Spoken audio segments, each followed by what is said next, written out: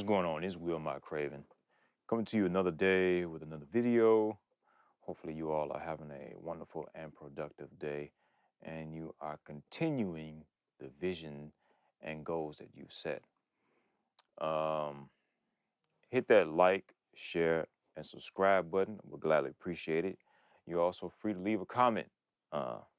With that being said, I want to hit this Boaz topic once again. Hopefully all goes well this time around. But yeah, Boaz. That's a passage from in the Bible, which deals with Naomi, Ruth, and Boaz, and it's something that I've heard a lot of in my lifetime. As I've said plenty of times before, I'm the son of ministers, grew up in church, so I've heard this message preached a lot. Now, I'm not finna give you a message. I'm not finna preach a message, but I've heard it a lot, and I've never really heard it correctly in position to where it should be towards men. Most of the time I hear it, it's just mainly towards the women, in which a lot of stuff that's actually preached in churches, church buildings, are actually, majority of them are catered to women. But in regards to this one, I ended up studying this back in my early 20s, and because I ended up hearing a specific message and what the preacher was saying didn't sound right, so I started to study it. And ironically enough, it tied up very well with the timing of it, with me being in college at DeVry at the time I had to go downtown Chicago, then travel to the west side. And for some reason, I kept running into various African brothers, and a few of them were from the UK, and in doing so, they would always be like, "Man, you're an interesting guy. You seem like you're back from home, uh, but since you're not, I got a question. Why is it that you brothers here in the U.S. chase women so much? I mean, it seems like that's your biggest drawback, which a lot of the things you all do here, that whole thing of chasing women is what sets you all back, whether it's mentally, financially, and spiritually. It's like we don't do that over in our country. They come to us." So I heard that quite a bit, and needless to say, I never really did that. I've never chased women. Um, I, I don't know whether it's because of, I don't know. But basically, when I was a kid, I mean, I still got the eyelashes. The eyebrows didn't change. I mean, I'm darker than what I was, but and no hair up here. But I did have a very nice grade of hair, which I'm not surprised it's going, because the way my hair was, I didn't have to do much, and I was very arrogant at the time. So yeah, that was definitely one of my humbling processes.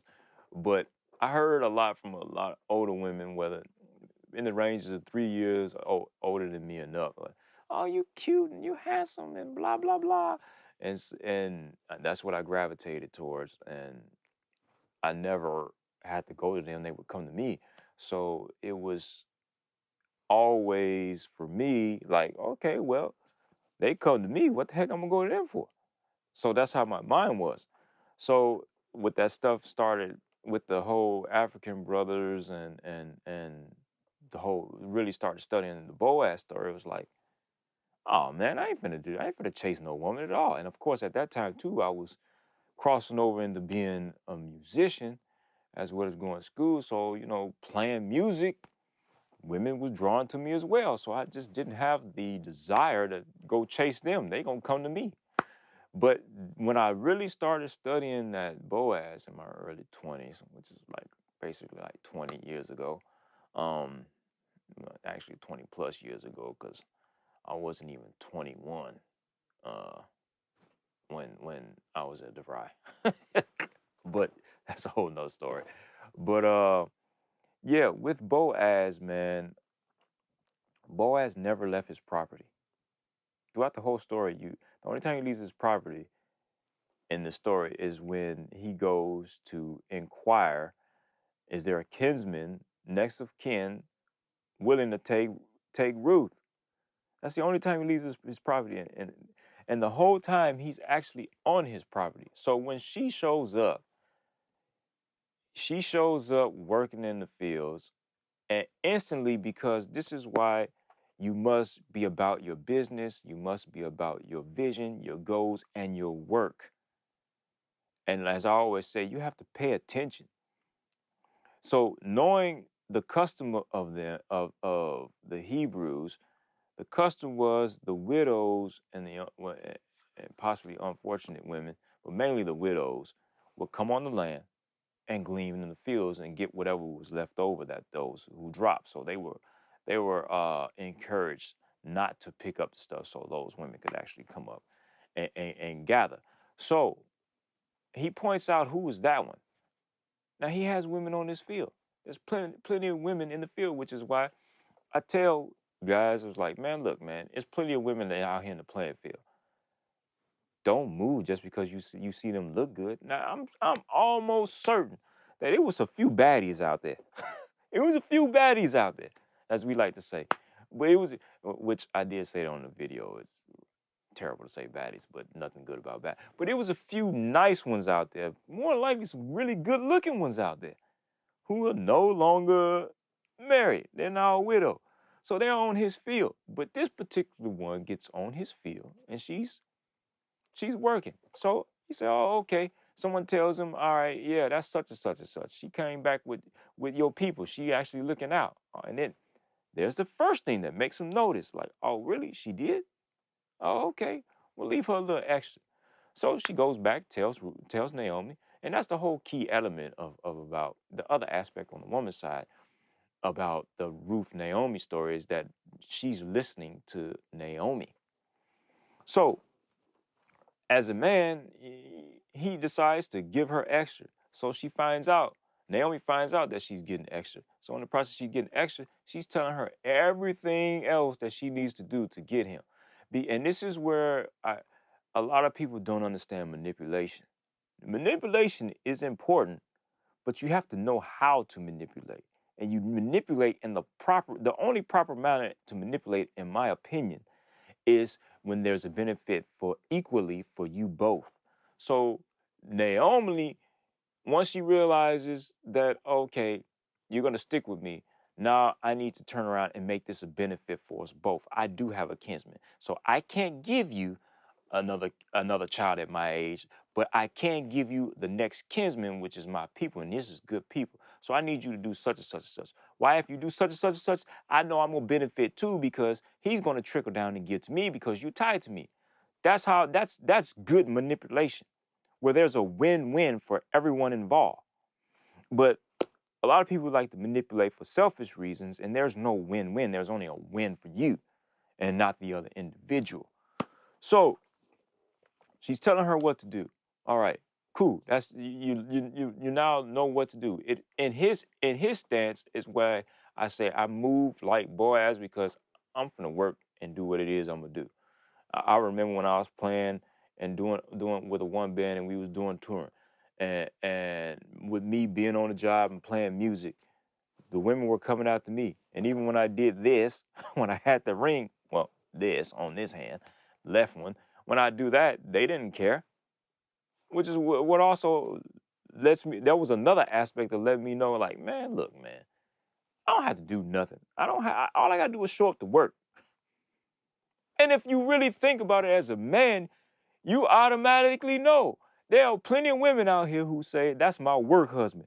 All you have to do is show up to work. There's no need for you to actually go out here and chase a woman. Just show up to work.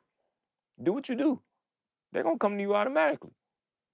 It's going to be something in you if you're about the right, and if you are genuinely about you and your vision, they're going to automatically take notice to you, which is why I don't chase. Like, what am I going to chase you for? There's going to be another one come along, another one coming in the field, and she's possibly going to make herself known. And that's really The only thing that I actually do look for is if she makes herself known.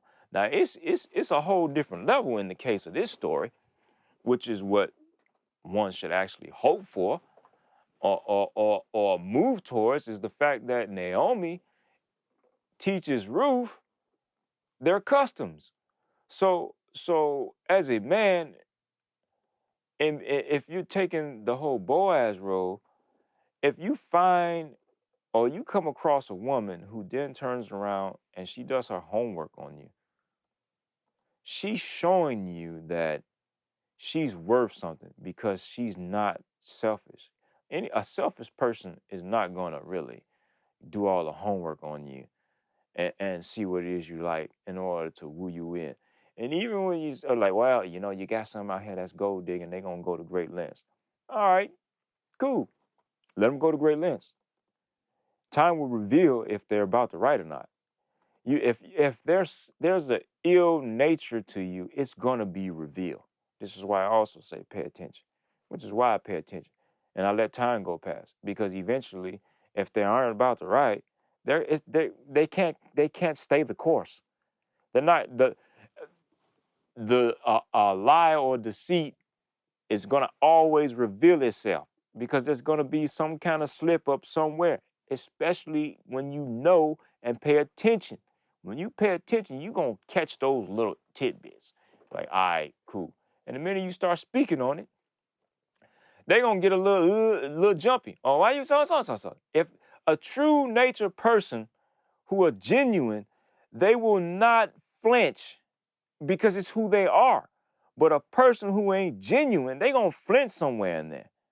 You can turn around. That's like a little kid. If you pinch a little kid, they gonna look at you funny, but unless you do it really super hard and hold and do all that twisting and whatever, then you may get a reaction out of it. They may start crying or something. But it's kind of the same thing. If you turn around and you tap at something and they don't give you a reaction, it's like, all right, this person, all right, this is who they are. But anytime a person is in disguise, you start poking around that disguise a little bit, they gonna make sure that they keep that disguise up. They don't want to be exposed. So if someone, going back to the aspect of the individual or the woman learning you and learning certain things about you, she's genuinely doing it because there is an interest there for her. There's a benefit there for her. Because there was a benefit there for Naomi and Ruth. But the whole reality is you have, that's a whole nother aspect where guys usually fall off, in which it kind of goes to where some people think that marriage is the finish line. And then you start altering and changing and doing things that's more catered to her, as opposed to staying on your square, stay in the vision. Now think about it. This is why I love being a musician. And musicians get a bad rap, but I love being one because it taught me very well. Matter of fact, it be saying the stuff that I was saying before, as far as taking the train to go to school, DeVry. I saw it was a ton of women on that train, and it was a ton of women coming at me. They were beautiful. It was some fine women, professional women, lawyers, doctors, the whole nine, taking a liking to me. So that taught me, I learned discipline at a young age, because it's like, all right, cool. The elders told me to get my books first. All right, cool. I'm gonna do that. So that caused me to be more disciplined. Even when I went to the ride, there was some baddies there. And I told that story a few days, what was that? That was 2 days ago. Dude had on a cologne that made me think about a whole nother cologne I had on.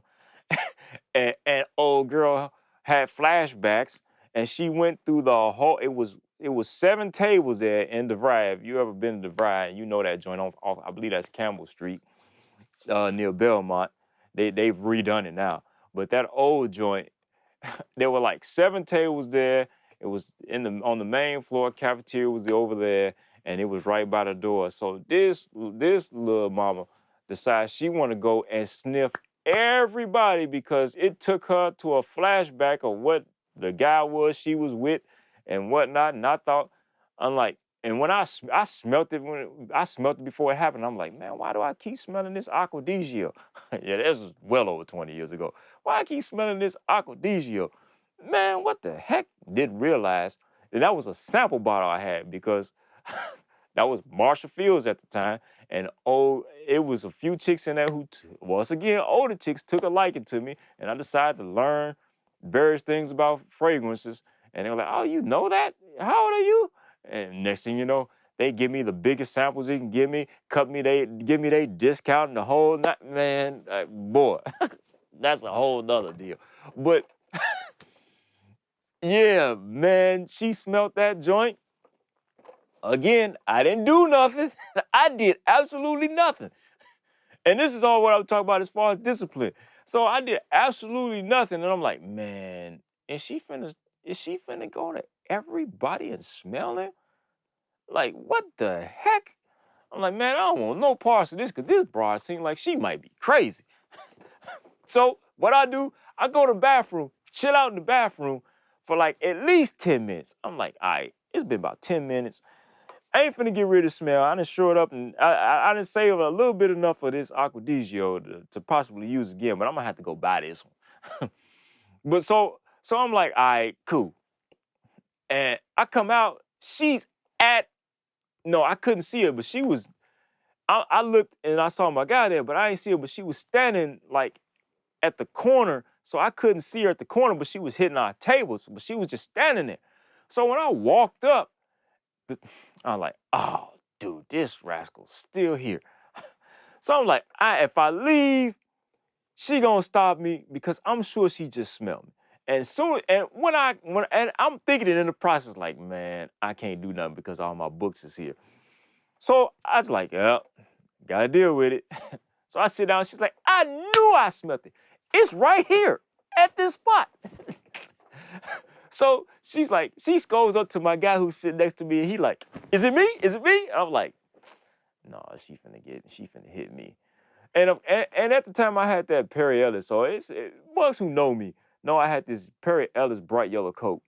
So yeah, that was a whole nother deal within itself too. That for some reason, chicks love that fleece coat, and it was plush, and they just lay on me. And of course, when she got to me, she's like, I knew it. I knew I was smelling it. It was you. This whole time, you had me going smelling everybody else, and you knew it was you the whole time. And next thing I know, she just laid on me, laid on the coat, and all the dudes is just looking at me like, dude. So she lays on me for like 2 minutes, and I'm sitting here like, are you serious? So then next thing I know, she's like, all right, you gave me my fix. You gave me my flashbacks. Thank you. And then she walked off. So then my guy hits me right here like, you ain't finna get her number? I'm like, dude, did you just see that whole ordeal? Like, all she wanted was a kickback remembrance of an experience she had. Man, I ain't finna be going through all that. She went through all that whole extreme. I'm straight, man. She telling me she drama already. It's like, man, what is you talking about? That's an easy hit. And I'm like, yeah, okay, that's a problem. But so that's just like one of many instances, man, where I learned to be disciplined. I pick and choose who I wanted. And most guys, they're gonna automatically just fall into, okay, I'm gonna hit that. When you see a chick, like, yeah, I want that. I want to hit that. But what? What is the whole purpose of you actually getting with the chick? All right, you getting with the chick just to smash. Ultimately, you're discarding your God form. The whole purpose of you actually being in God form, which the scriptures say, he created man in the likeness of his image. What is the likeness of his image? I don't get, even if you don't do the whole church thing, our God form is creation. To create. You reach a God level when you create. And man, I know I'm definitely going a little bit where I hadn't gone before, but the whole thing as far as you being on your square, doing what it is that you do, working how you're supposed to work, it then brings the woman to you because you walk a certain way. You seem different. And when they get around you, you are different. Because anytime you walk that way, it's bringing the woman to you so you allow you to walk in your ultimate God form. What is the ultimate God form? When you get around women, women inspire you to do certain things. This is why you should be totally in control of who you are. Because the minute you can then turn around and get around her, and she then turns around and edifies you, like in the manner of Ruth does, it allows you to be in the God form. You automatically working is automatically going to put you at a higher form because there are going to be men aspiring to be like you. But when you start creating in the ultimate form of creation, is to create a whole nother new human being, and the only way you can do that is with a woman. You can only create children as a man with a woman. So they are extremely important. They are important to your God form and being in the image of God, because the image of God, what is the whole creation story? Even if you don't believe the creation story should be teaching you how to create. It's giving you the blueprint for your life. Work, reproduce with a woman, which then allows you to create. What then it then gives you the ability to do. It then gives you the ability, what I say on a lot of my videos, which is the whole foundation, is it allows you to walk in masculinity, which I tell you, true masculinity is teaching. You need that woman to do that. So it's imperative that you pick the right one, that you pick the one who comes to you and shows interest in you and everything it is you're doing. This is why I also had on the video why I said I don't ask them what they bring to the table. They're not my table either. I've already said that. My foundation and table is the atmosphere that I've already set. So when she comes, she's coming to usher me into my ultimate God form. And when I understand my ultimate God form, that's the number one reason why I have custody of my son. It's because I understand my God form. I understand I'm walking in the image, the true image. Do you really think what that story is not telling you, that he's teaching Adam everything within the garden? That's why the adversary comes in part of that story and says what he says. No, such and such and such and such. And more or less, that was more or less part of that's hypothetically that God could have turned around and told him the stuff that the serpent told him. But there was probably a more set in time the way he wanted that possibly to be revealed. Like they haven't reached the maturity age or maturity point in knowing that information. Why? No, I don't want you touching that yet. But that's just my opinion. But the harsh reality of the matter is, you walk in your ultimate form when you have your own child. When you create your own child, you get to see yourself, your image. That is your image. And it should be within you to turn around and do the necessary things to make sure your image is fruitful, to make sure your image turns around and does everything necessary. This is why it's a struggle. And I'm so appreciative of experiencing the things that I did as far as church goes, because I see how it relates to when I'm actually doing the things that I do with my son. And then when he rebels and do certain things and don't do what it is I tell him to do, it takes my mind instantly goes back to some of these scriptures that I read in the Old Testament of how God takes the Hebrews as his children and they're doing all the things that they're not wanting them to do. And it's like, bruh,